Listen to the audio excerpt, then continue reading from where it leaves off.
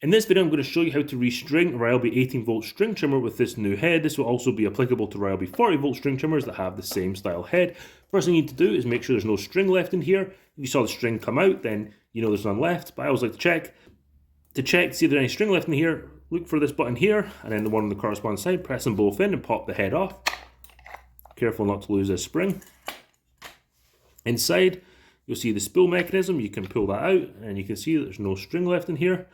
When you put this back in, make sure it goes face down with this little star kind of shape facing up. Make sure it's seated properly, like that. Bring it back in, line up the two tabs with the holes, and then lock it back into place, like that. Now look for these little white dots on either side. You want to line them up with the holes and the white dots on the base plate. So you'll turn that clockwise, line them up.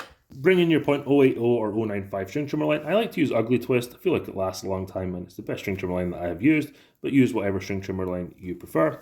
Now with the hole and these arrows lined up, thread your string trimmer line through until you have half on this side.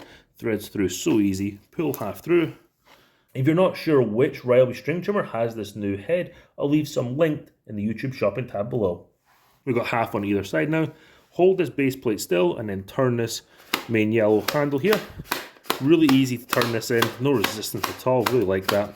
And that's how to restring this new Ryobi 18-volt string trimmer head.